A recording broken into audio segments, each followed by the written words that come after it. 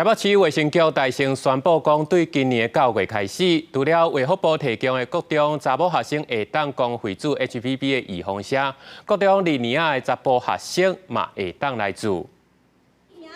男孩、女孩都保护。做人类连毒病毒 HPV 疫苗，通预防胃着 HPV 病毒。目前卫福部公费 HPV 疫苗，敢若提供予各种查某学生。台北市宣布9月开始，台北市各种2年的查甫学生，市府也提供公费9价 HPV 疫苗注射。所以这一次我们台北市增加了1600万的预算，那预计大概有1万的国中男生会受惠。那我们预计的施打比例大概可以到70%。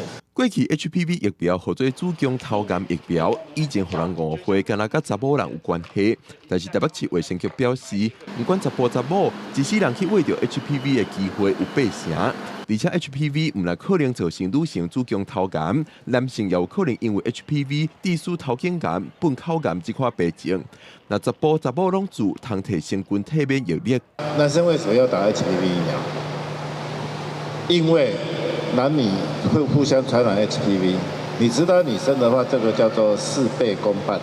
哦，你就是要男生女生一起打的话，才会发生群体免疫的效果。而且呢，无论男生女生都会因为 HPV 得到一些生殖器疣。专家表示，全球134个使用 HPV 疫苗的国家当中，有56个国家无分性别拢做 HPV 疫苗，大部分拢是先进国家。专家建议，咱若财政状况会使负担，爱对着国际上的脚步。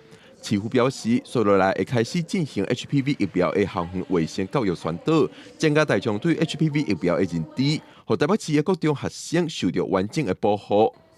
记者林玉凯台北报道。